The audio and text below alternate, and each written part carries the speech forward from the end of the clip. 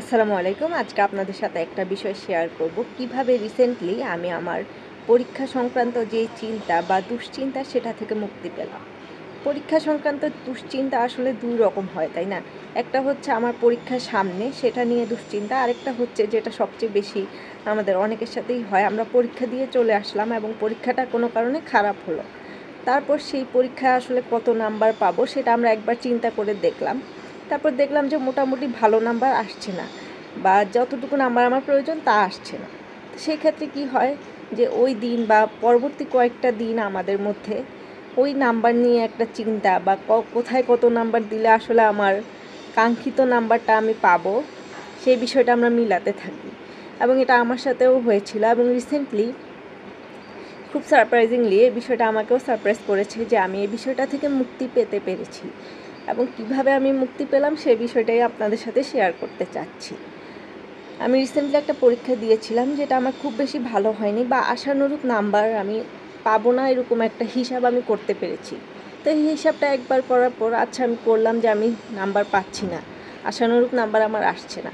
কিন্তু এর পরবর্তীতে কী হলো যে বারবার আমি খালি হিসাব করছি যে কোথায় কত নাম্বার দিলে আসলে এই কয়টা নাম্বার বাড়বে এবং আমি আমার ডিজায়ার নাম্বারটা পাবো।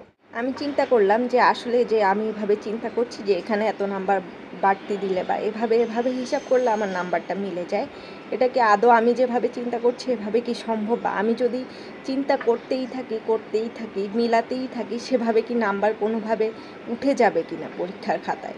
এটা তো আসলে সম্ভব না, নাম্বার যা দেওয়ার তাই দিবে। এখন সেই ক্ষেত্রে আমি আসলে কি করতে পারি? আমার তো আসলে কিছু একটা করতে হবে যে এই বিষয়টা থেকে বের হওয়ার জন্য। তখন আমি চিন্তা করলাম আমি যতই চিন্তা করি সেটা কিন্তু হবে না।